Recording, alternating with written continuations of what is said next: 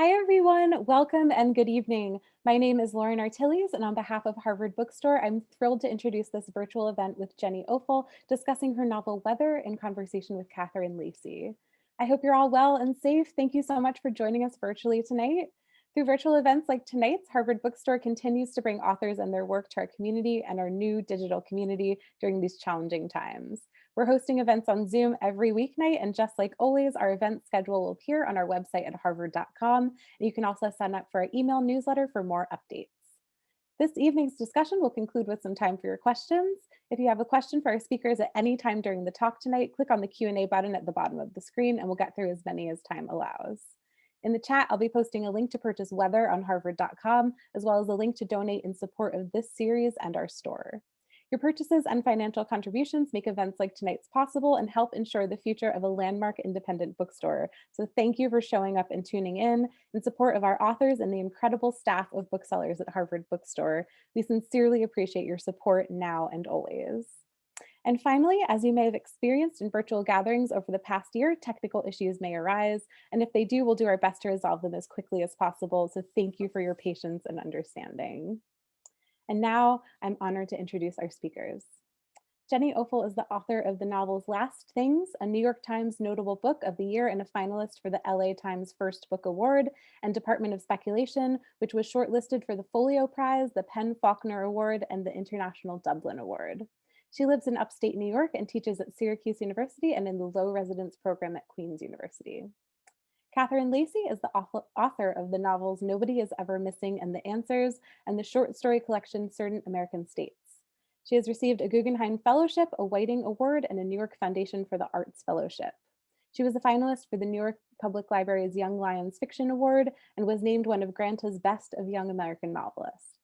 Her essays in short fiction have appeared in The New Yorker, Harper's Magazine, The New York Times, The Believer, and elsewhere. Tonight, they'll be discussing Jenny's new novel, Weather, which follows university librarian Lizzie as she takes on a side gig answering letters sent to her former mentor, the host of a popular podcast about climate change. The apocalyptic concerns of the listeners bleed into Lizzie's own fears as her family's precarious stability begins to fragment and pace with the world around them. Pinning down murky emotions with crystal clarity, Jenny captures the many panics of our present moment like a butterfly collector. As Gia Tolentino says, no one writes about the intersection of love and existential despair like Jenny Offill. And Parul Segal says, Jenny is the master of novels told in sly, burnished fragments. What she is doing is coming as close as anyone ever has to writing the very nature of being itself. Weather transforms the novel of consciousness into a record of climate grief. And now I'm delighted to turn things over to our speakers. The digital podium is yours, Jenny and Catherine. Thank you so much. Thanks for having me. Hello, everyone. Hi. Thanks for having me too. Well, I thought that, and oh wait, so what do we do now? Did we want to start with the reading, or yeah, do you want a warm up round? A little fragment, and Perfect. Then we can dive in. So I'm just going to read from the beginning of the book, sparing everyone the long explanations of who people are. But this is just a scene that begins with the main character, Lizzie, who works at a university library. In the morning, the one who is mostly enlightened comes in. There are stages, and she's in the second to last, she thinks. This stage can be described only by a Japanese word. Bucket of black paint, it means. I spend some time pulling books for the doomed adjunct. He's been working on his dissertation for 11 years. I give him reams of copy paper, binder clips, and pens. He is writing about a philosopher I have never heard of. He is minor, but instrumental, he told me. Minor, but instrumental. But last night, his wife put a piece of paper on the fridge. Is what you're doing right now making money? It said. The man in the shabby suit does not want his library fines lowered. He is pleased to contribute to our institution. The blonde girl whose nails are bitten to a quick stops by after lunch and leaves with a purse full of toilet paper. I brave a theory about vaccinations and another about late capitalism. Do you ever wish you were 30 again? Asked the Lonely Heart engineer. No, never, I say. I tell him that old joke about going backward. We don't serve time travelers here. A time traveler walks into the bar. On the way home, I pass the lady who sells whirling things. Sometimes, when the students are really stoned, they'll buy them. No takers today, she says. I pick out one for my son Eli. It's blue and white, but blurs to blue in the wind. Don't forget quarters, I remember. At the bodega, Mohan gives me a roll of them. I admire his new cat, but he tells me it just wandered in. He will keep it, though, because his wife no longer loves him. I wish you were a real shrink, my husband says. Then we'd be rich. My brother's late, and this after I took a car service, so I wouldn't be. When I finally spot Henry, he's drenched. No coat, no umbrella. He stops at the corner, gives change to the woman in the trash bag poncho. My brother told me once that he missed drugs because they made the world stop calling to him. Fair enough, I said. We were at the supermarket. All around us, things tried to announce their true nature, but their radiance was faint, and fainter still, beneath the terrible music. I eat 3 pieces of bread while my brother tells me a story about his Narcotics Anonymous meeting. A woman stood up and started ranting about antidepressants. What upset her most was that people were not disposing of them properly. They tested worms in the city sewer and found they contained high concentrations of Paxil and Prozac. When birds ate these worms, they stayed closer to home, made more elaborate nests, but appeared unmotivated to mate. But were they happier, I ask him? Did they get more done in a given day? Thank you. I love this thing at the end about the this moment where we're trying to imagine how a bird might measure happiness or satisfaction. The other day I was, as you do, talking about superpowers with my partner, and he said, what kind of superpower would you want? And obviously I would just want to be invisible, and that would, solve a lot of things. But he came up with being able to turn into different animals, and you could just turn into a bird and then you could fly somewhere, and like, wouldn't that be great? But I was like, if I could just walk onto a plane otherwise, and get to where I wanted to go. This is like a long way to set up like barely a question, but just, I found this happen several times in the novel. This moment where you're sort of inverting the natural world, or sort of seeing it in a slightly different way, not just like wondering like, oh, how do birds measure happiness, but actually like, how are the birds perceiving the fact that they are taking Paxil, via worm, and how does that actually change the way that they're seeing the world? I just realized this is not really a question so much as no, but I love this because I thought a lot about this when I was writing the novel, because part of what's going on with this character Lizzie is that she is one of those people. I think we all know a Lizzie. I'm certainly this kind of person who gets overly involved in all sorts of people's lives that they know. But you also worry about the people that you pass in the street every day, and you worry about the woman who came in the other day and seemed like she was on the edge. And so her sphere of concern is very, very much with the people around her and her family. But as she gets farther into this world where she begins to think about non-human animals, it's also like her sphere of concern starts to be about that too. She starts to notice things, and her first reaction is not some kind of mystical wonder. It's actually sort of like, oh, do I have to worry about the whole world now? Do I have to worry about right? Do I have to worry about the coral? Do I have to worry about the leaves? Do I have to worry about all that kind of stuff? So that's a little beginning where she's kind of, not particularly concerned that these birds are all pumped up with Paxil and Prozac. Right. So it's like a quality of this sort of porousness that you've talked about in a couple places that is very apparent in the book. Much more so than I would say the Department of Speculation. Like when I'm thinking about like differences between these two narrators, though the books are sort of formally related to each other and sort of have their fingerprints on each other. That's actually one quality that I feel that Weather has, a degree of a kind of like chaotic empathy, where she's not really able to, she doesn't really know where to put up walls, though she is like aware of how to build them. She just doesn't know where any of them go. I think I thought a little bit about how this character, if I compare it to the character in my in Department of Speculation, she was someone who was like, oh, I was going to be an art monster. And she definitely thought a lot about writing, and a lot of her way that she looked at the world came through that lens of like, how would you turn it into something? And, that's a lot what I'm like, but I've always felt very much like if I wasn't a writer, I would still have this kind of hyper empathy that a lot of writers have, that porousness, but I wouldn't necessarily know how to channel it. And all the many years before I could finish a book, it felt like it went out into the world, which is maybe a better place for it to go than a book. But I was sort of wondering about how to make this character more outward facing. Yeah. And so the fact that you share that quality with Lizzie, it sort of makes me wonder, like, what has happened to the porousness in, now almost a year into like lockdown lifestyle? Has it changed? Does it just go into the internet? Do you have to have the internet blockers up to like?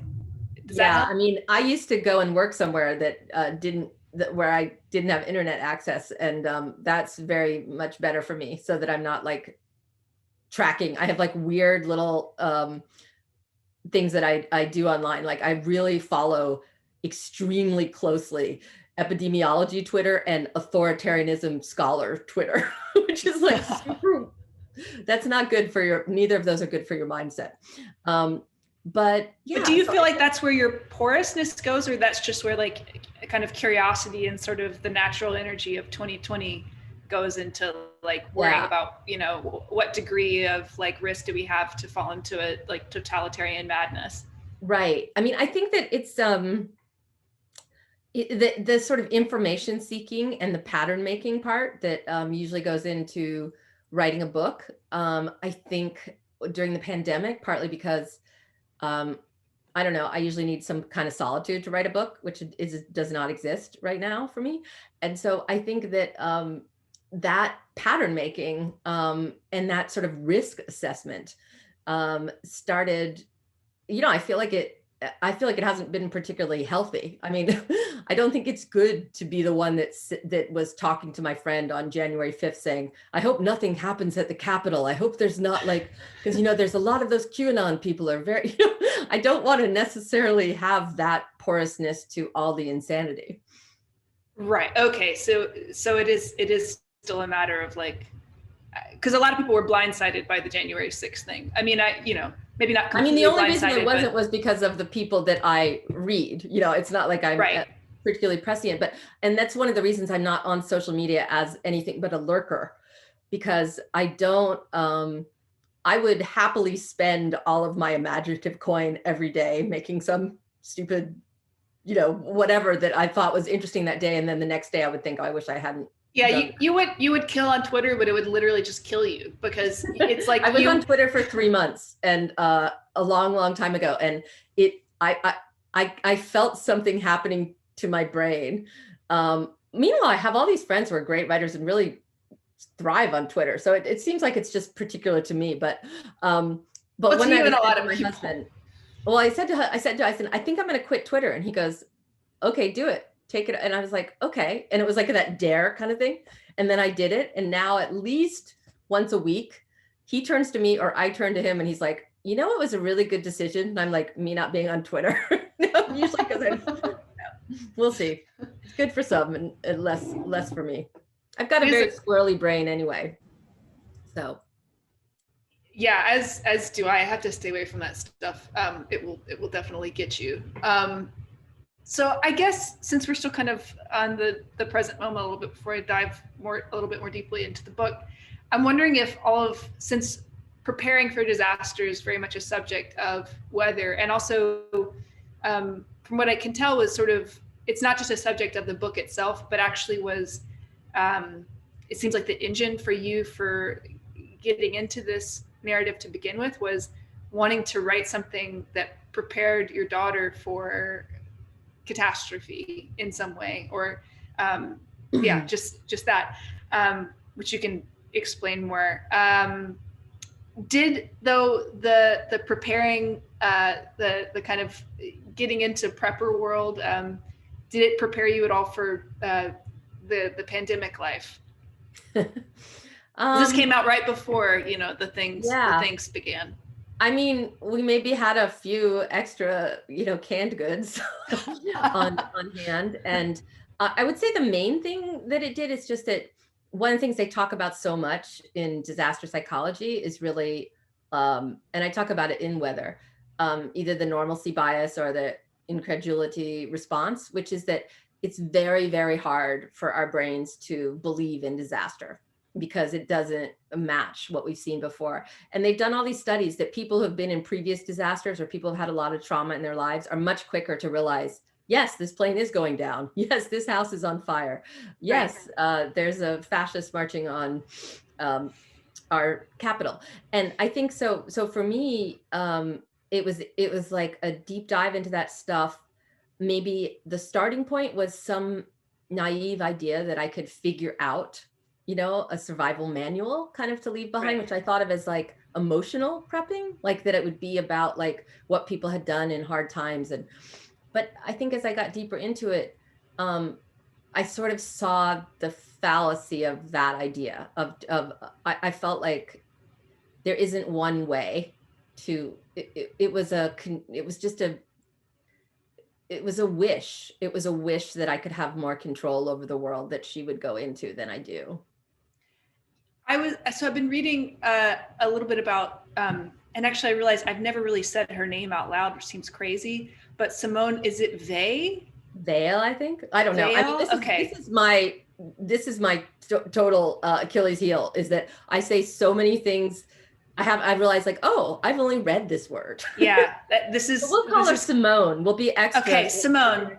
We'll be on a first name basis with her. Yeah. So she has this idea that runs through a lot of her work that avoiding suffering is just a way to cause more suffering, and that you have to, I mean, of course she says it much more eloquently in like 100 different ways, but that you have to, like, it's only through facing suffering that you can like reach a point of grace and understanding what's happening to other people, and not turning away from it. Not to be like a martyr, because martyrdom is also like a kind of there's an emptiness in it that really shouldn't be sought after. But that it's only through experiencing suffering and attempting to understand it and not facing away from it that you understand that that's the true nature of the world. And when you understand that that's the true nature of the world, you don't think about the world in sort of utopian ideals, and that like believing that there is some sort of sufferingless world or sort of perfect thing that we need to reach is actually what is the engine behind, totalitarianism and fascism, is this belief in a sort of utopia that needs to be realized.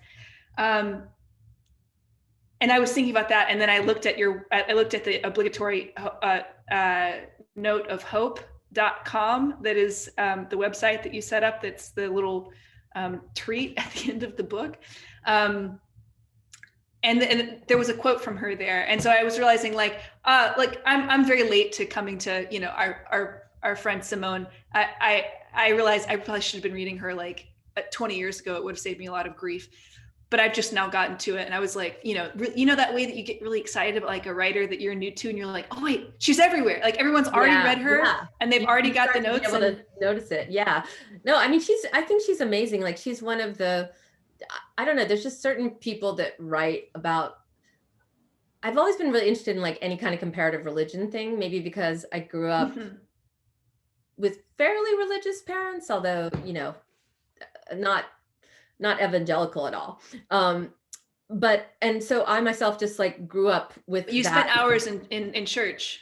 Yeah, I spent a lot of hours in church, and yeah. so that language of it, I've just always been really interested in it. And then when I was in college, I took as many classes as I could that were like, philosophy of religion or psychology of religion. And I think that's where I came across her. And I just remember, I mean, I don't even remember which one, but she writes so well about incredibly difficult things, like whether it's about suffering or whether it's about pain, or whether it's about death, that I remember even recognizing as a 20-year-old that I'd come across some sort of strange gold mine of, I mean, I didn't know what to do with it, in that way that you discover something and you think, I'm going to put that aside. And that's the way I felt with like a lot of, obviously, a lot of these mystical ideas cross over in different paths. So the Buddhist idea about suffering cross over with some of these ideas that she had as well, that you have to be able to separate yourself from it in order to have enough perspective to put it in the larger continuum of things that are that we are going to all experience, that there's no way to keep it at bay. I think what's interesting right now with the pandemic is that we haven't had any kind of, until tonight, actually, with the Biden memorial, we haven't had any kind of collective rituals or grief or anything. And, every society in the world knows you need to have rituals associated with death and mass deaths. Mourning. And we haven't had it.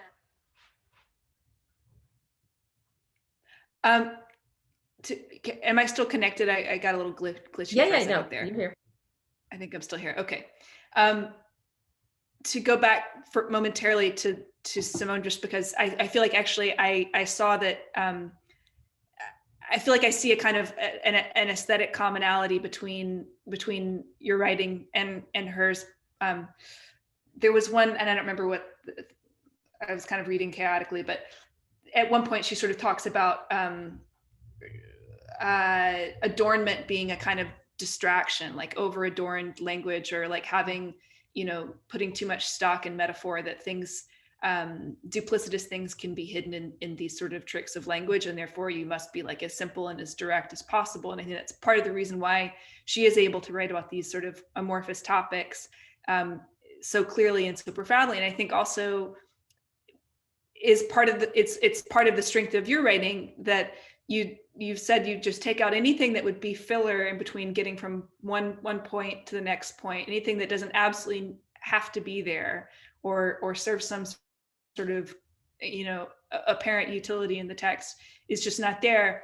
Sort of similar to, like, I don't know if you've read Sarah Mangusto's 300 Arguments. Yeah. Where it's like, it would have been 300 essays, but actually she just pulled out the one sentence that you would need to know about that essay and like puts it there, and that's it.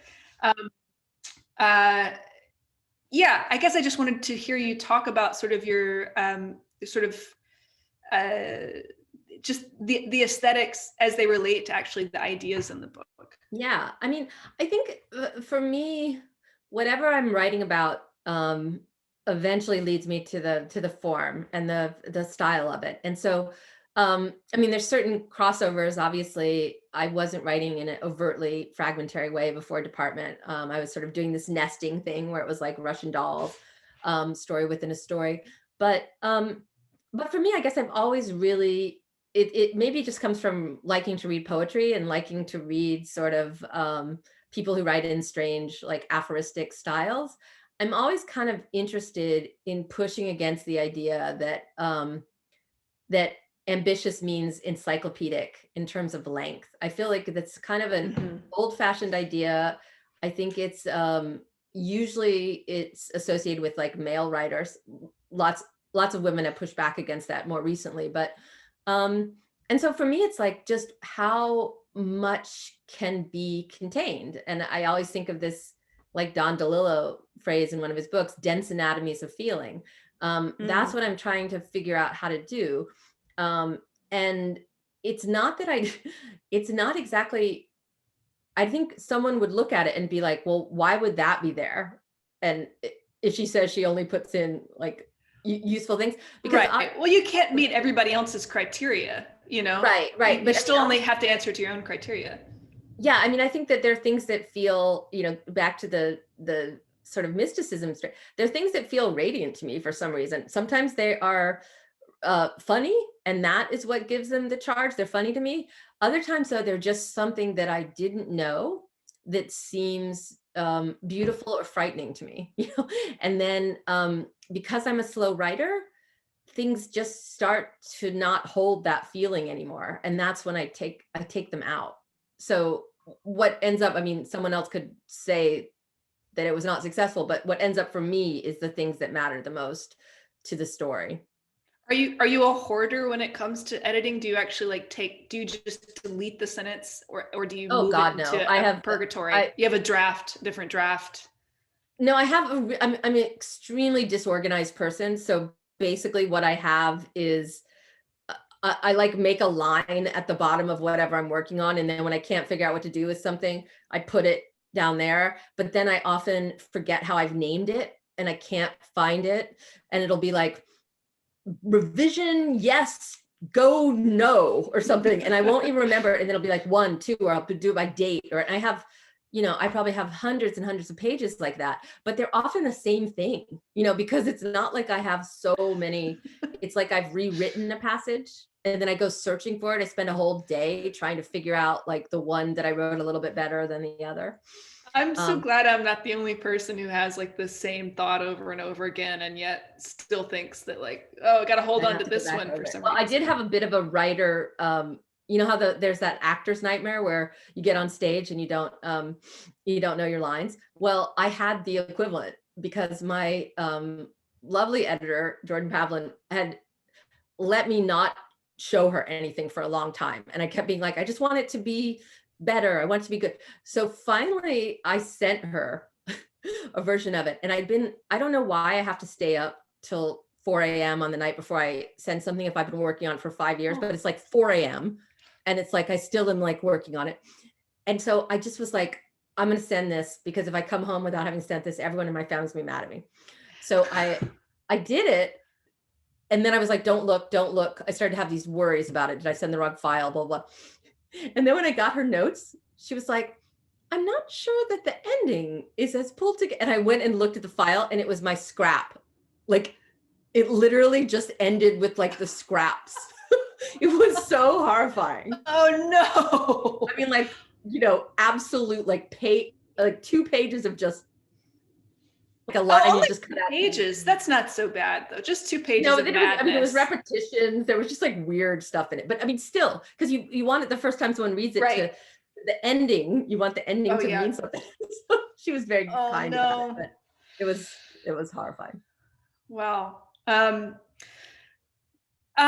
I have this feeling when I make characters that they're not real people. Like I don't ever think of them as like real individuals. And like maybe when I was a younger writer, I thought like, I heard older writers talking about like their characters and how they, care about them so much and they know all these things about them. And they're like, there's so much that's off the page that they know about. And I just have found that's not how I think about characters at all. And I've finally kind of made a peace with it where the characters are sort of patterns of thought rather than like human individuals, like usually.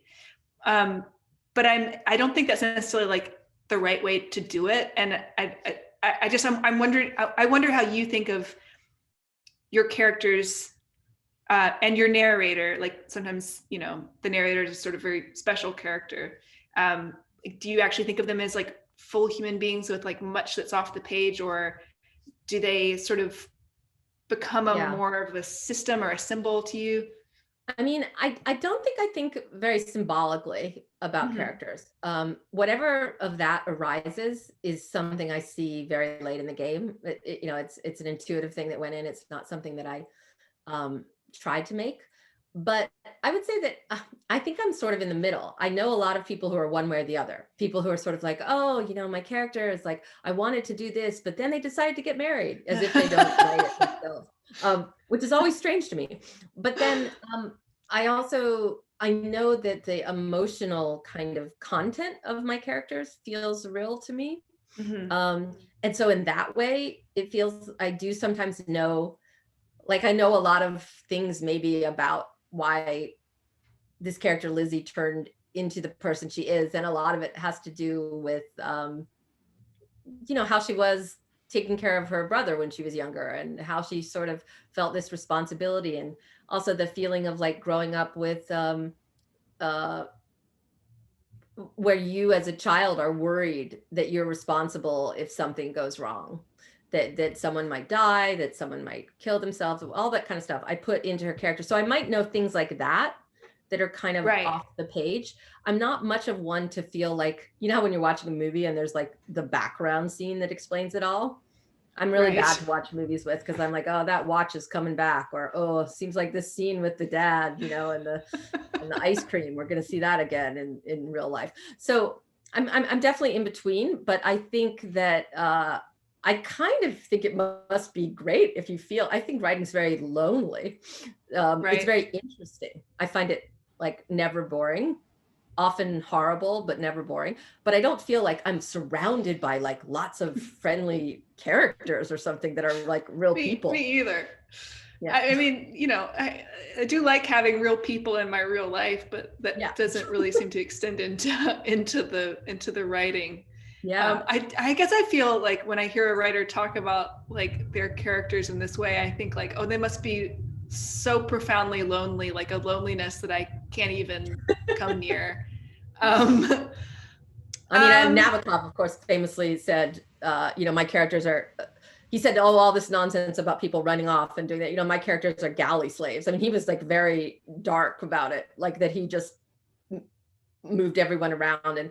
But I feel like that is its own craziness, to act like you also are the demigod. Mostly, I don't know how a book is going to end until I'm a ways into it. And then sometimes I write the ending and I realize it and I put it towards the end. And so that way the characters kind of, I guess, surprised me. But since this, one thing I will say about characters is that with my first book, I had a mother in it that she's very eccentric and sort of mad. And once I was at a reading at the Brooklyn Public Library, and this woman stood up and she said, I just want to know why Child Protective Services wasn't called about this child.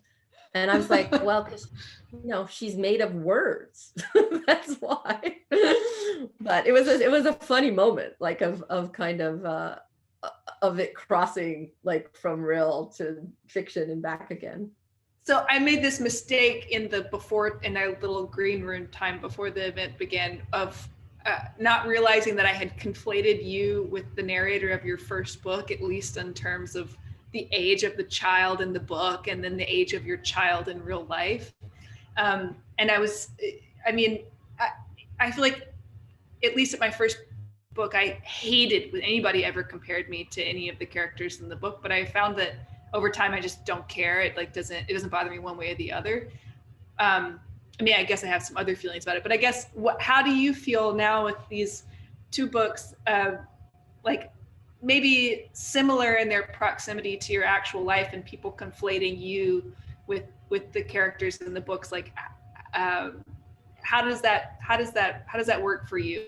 Or like, what do you think when somebody makes this mistake? I think it's a natural impulse, and also right. I think it's somewhat more surprising to me when like writers assume that every bit of, because memoir is it's a honorable genre. Like if I wanted to write a memoir, I'd write a memoir.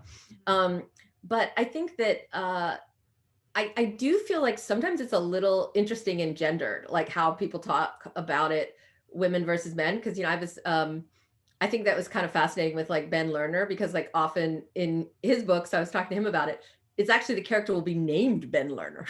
Right. and right. People still talk about it as if it's not him. Very surprising sometimes to my students, for example, if we're reading one of his books and they'll be like, oh, this hipster young guy, he did it. And I'll be like, Ben Lerner's got like a couple kids, he's married, he has it's like they're always surprised that anything is different than that. But what I felt like with me is like, I just object to the idea that it's like a diary, because it feels to me like the selection and the sense that like, of course, there's lots of me in all of my novels. But also my life is usually a little too boring. And so there's either a heightening or a stretching or a gathering. I'm a big, you don't want to like tell a story on the park bench next to me, because I'm a total eavesdropper, especially if I don't know you and I don't have to like go through because I always ask people if it's themselves. So a lot of that is like, there's certain stories that like I overheard, or there's a way that like certain divorce stories happen, but I also wanted to put in my own experience of heartbreak that I felt in my life, and that feeling of there's no ground beneath your feet, that I think. You know, I do get that. I do get that sense in both of these novels, that kind of like it's a bowerbird's nest or something. Like there's not every single thing. I always say I have kind of a magpie idea, that I'm like, oh, another shiny thing, let me build a nest around it. Yeah, but I mean, I understand the impulse. I do find it really interesting though, because when I go, I've been lucky enough that my book's been published in a couple other countries, and I don't know if it's like cultural, but no one wants to ask you anything autobiographical ever. It is an American affliction. I have also I mean, I think I'm the same way though. I've Googled somebody after I read. I totally do. I'm so nosy. I'm so nosy, and like, I want to know. It is, we're American despite ourselves, but no, you don't get asked these questions other places. But it's interesting, yeah.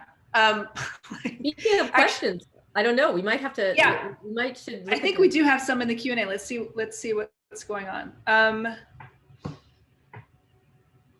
I would like to ask. Okay. You want to ask one more question, or you can before you go? We don't. No, that was. I was about to start reading it, but I was wondering if I should cull or whatever. I'm just going to go. I'm going to go with this one. I would like to ask Jenny how she decided to make the protagonist an academic librarian. She's an academic librarian, the person asking this. She says, of the non-feral variety. Did she do research on the field of academic librarianship and academic libraries? I did do a lot of research, but I ended up feeling like if I put a ton of that research in there, that it would kind of have that, because, one of the things about people who are librarians is they're constantly adjusting to new technology and new, and also even the protocols in libraries about like who's allowed in the library, what you're doing with the kind of social services aspect, which in academic libraries is sometimes less than in public libraries, but it really depends where it is. So most of it was just I love to be in libraries, and I've spent a lot of time in academic libraries. And so it was a little bit of a wish fulfillment of like another job that I would have liked to have had. But I did feel like I'm not much of one for historical novels, but if you're reading a historical novel and there's suddenly like 5 pages about like, and that was when women wore live parrots around their neck, and it's like, it's interesting, but you can just feel the weight of like how detailed it is. So I made it a little bit glancing, perhaps to a fault. I feel quite nervous when I talk to librarians that I may have somehow not represented their noble profession well enough, because I really am. I'm kind of a librarian fangirl. So. This is my grandmother was a librarian. This was her shirt. Awesome. But I did the same thing. There's a mathematician in my first book. I had never met a mathematician in my life, and I don't know why that person ended up being a mathematician. And then suddenly I met like a bunch of mathematicians, and I've been terrified that they think a mathematician is not accurate. Anyway, he's probably not. I didn't know any. I didn't do any research. Okay, Jenny, something frequently mentioned in my workshop is believability of narrative. Oh, where'd it go? There it is. As someone who is able to masterfully balance both more unconventional character psychology and form to create cohesive stories that readers can trust, what advice would you give to writers who want to do something similar? Well, I mean, I think believability makes more sense to me than ideas of like making a sympathetic character. Because I think believability has more of a range to it. I actually think that a workshop is kind of going, running off the tracks when people start to say a person would never do that, or right. No kid talks like that, or if you can read a Joy Williams short story and there's an 8-year-old speaking the poetry of Rilke, and it's like, right. There's a world, there's all these ways. I'm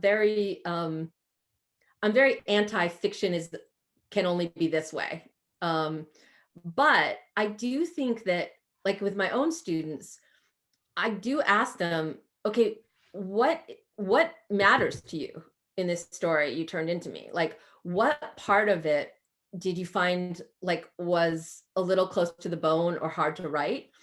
And I do feel like if you don't bring any of that, maybe that your characters are not believable. Now, there's a whole kind of fiction where the characters don't have to be believable, but I'm saying if that's your aim, I think you need to bring emotional autobiography to it. Not literal autobiography, but emotional. And that's what I'm always sort of encouraging my students to do. And I often find that like they are sometimes writing about things they think other people will be interested in, but what they really want to write about is something else. And yet that's the alive part of their novel or short story. It's like that one section that they let themselves do is where you can just feel their voice. Right, right. I love this term emotional autobiography, and that can be, you can hide that in,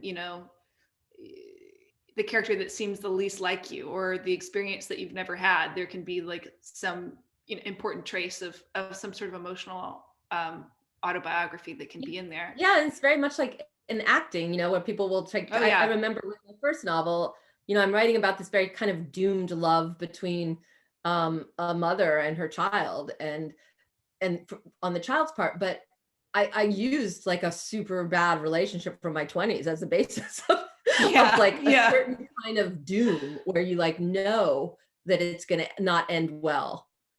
Right. But the person's so charismatic and interesting, and you're just kind of, along for the ride.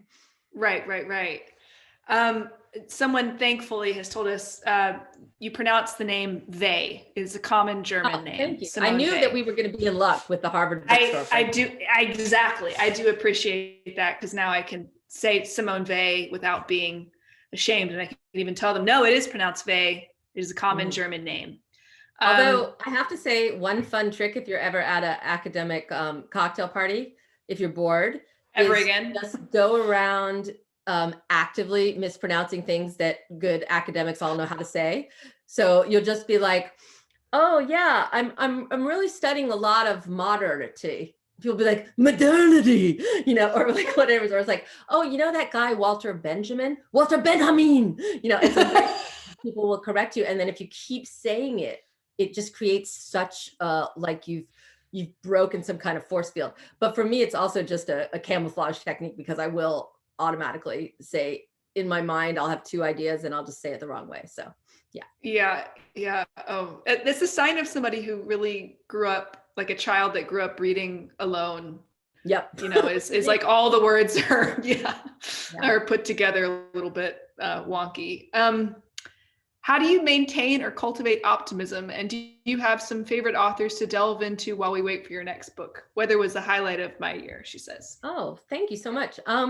What do I do to cultivate optimism? Well, I would say that I've noticed lately that I'm not cultivating it, and just I realized like just a few days ago, I was like, I'm not like listening to music.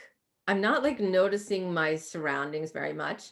And I'm missing those spontaneous times that you would see a friend, that you'd run into a friend or just go have a drink with them or those kind of things. And so it feels to me like in terms of maintaining optimism, I have a sort of weird technique, which is I like to read about people who lived during,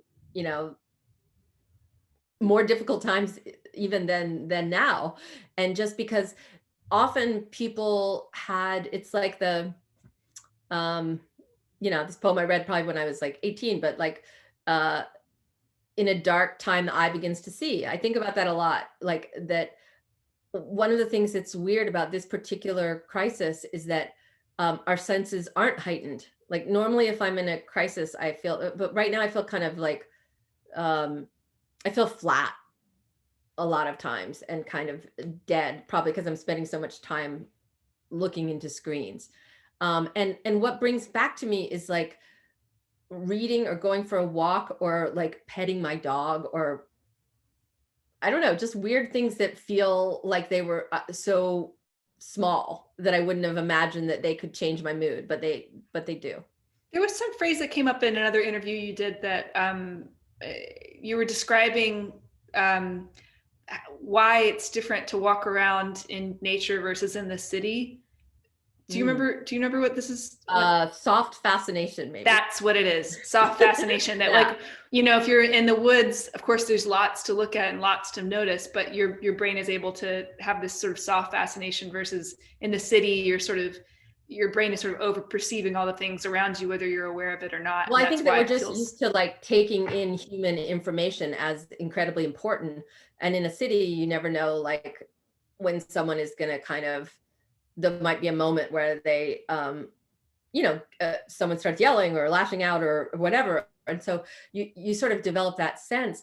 And now that I don't live in the city, I do feel like what the soft fascination means, I guess, is it's just one of those like super wonky things where scientists are like, let's try to find a way to describe an emotion. So like someone else who is a poet might be like, oh, the sublime. And they're like, soft fascination, your attention doesn't need to like grab as hard, so it can kind of blur.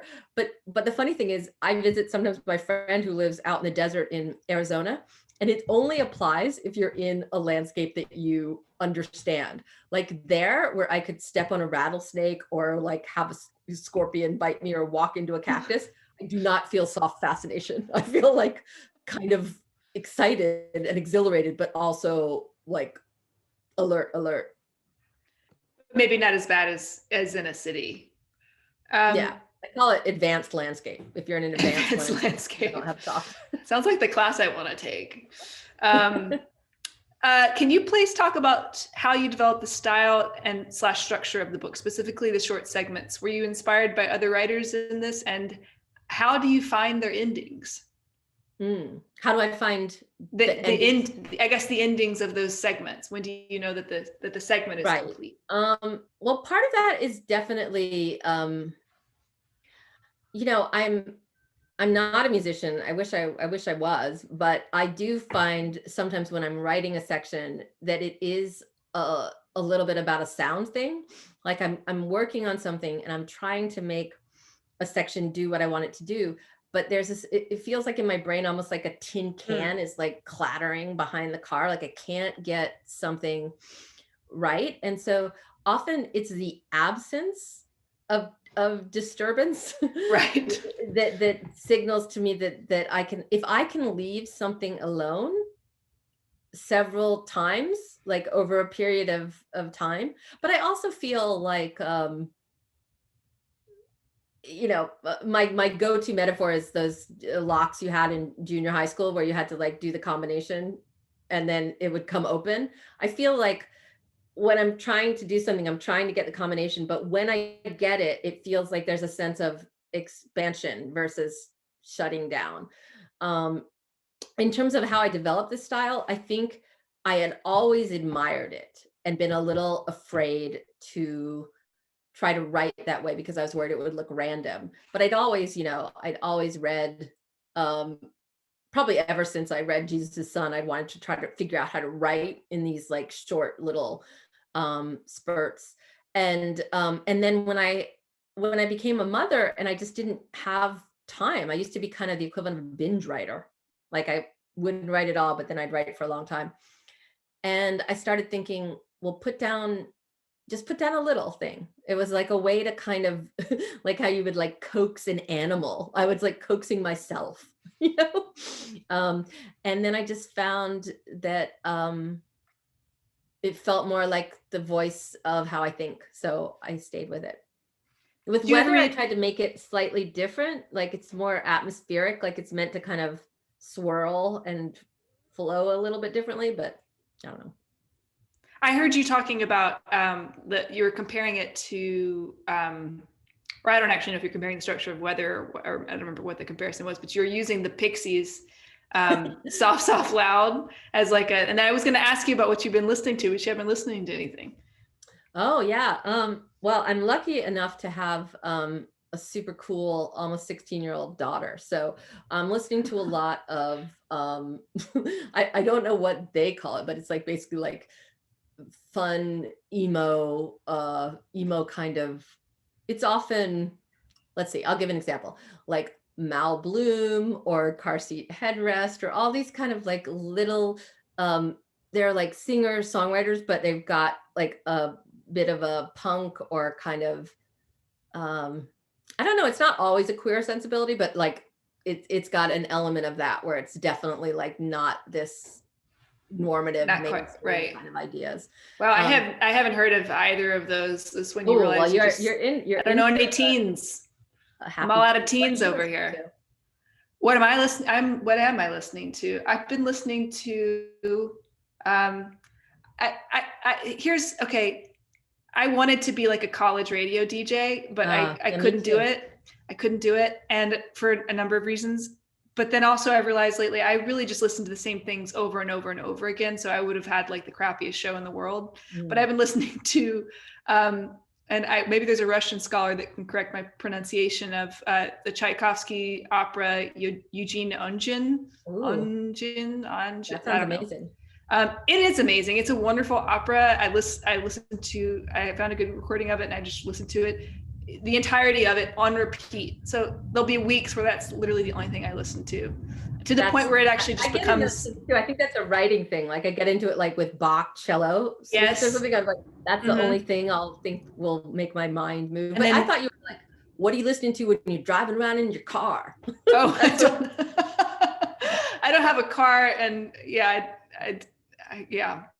I'm known in my family for having the loudest music. Like anyone has to, if I've been driving without other people, then they are like, why is this so loud? It's just some like sad sack, like rebellion. Right. The impulse to get into the car and turn up the music. There's one quote here from somebody pulled out 300 Arguments and is going to give us a little Sarah Manguso quote. And I think this is a nice question to end on, both question and quote. So from 300 Arguments, the smallest and shortest pieces of art strive for perfection. The largest and longest strive for greatness. How do you balance precision, which is often conflated with intimacy or smallness, with a grander ambition? What, by your own definition, makes something great?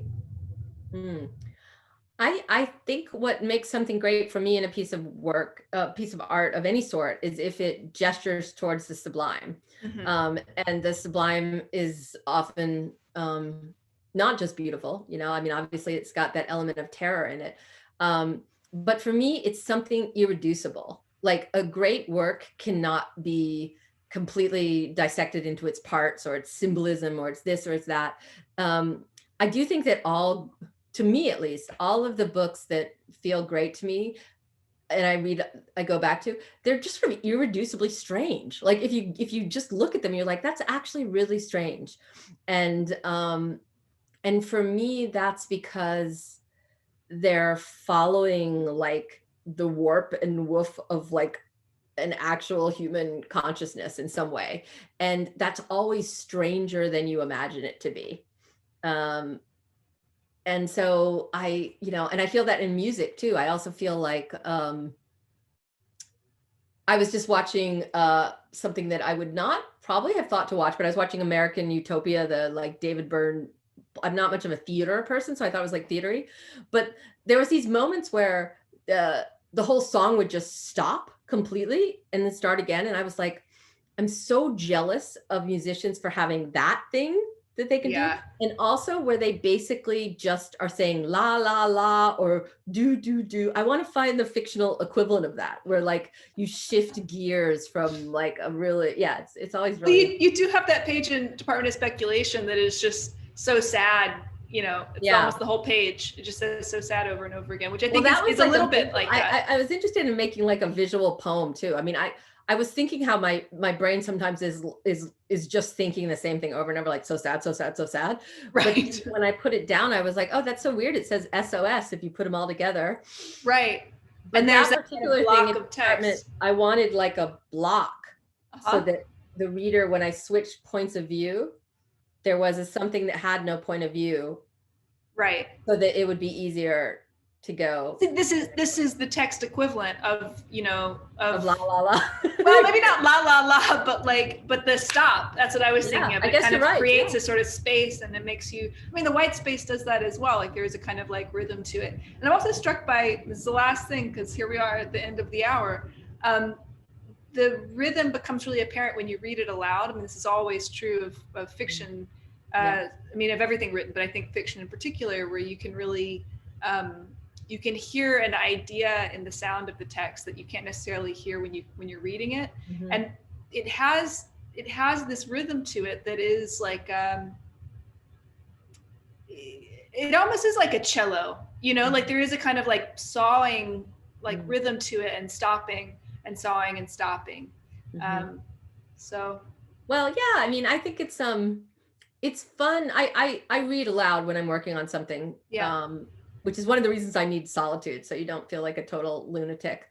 But you know, I think you can hear things when you read. It's also easier sometimes to, if you're reading something, to show that something is like deadpan, like with your voice. Like the parts of it that I like am interested in, like stand-up comedians or something, like Maria Bamford or something. Oh, Maria Bamford. So much of it is, she's, you know, she's my, I love her so much. But you know, it's so much is done in stand-up comedy with inflection, and it's everything. You do it with like punctuation and all these things. But when you read it, you can add that extra dimension, and so, you know, that's the ideal, at least.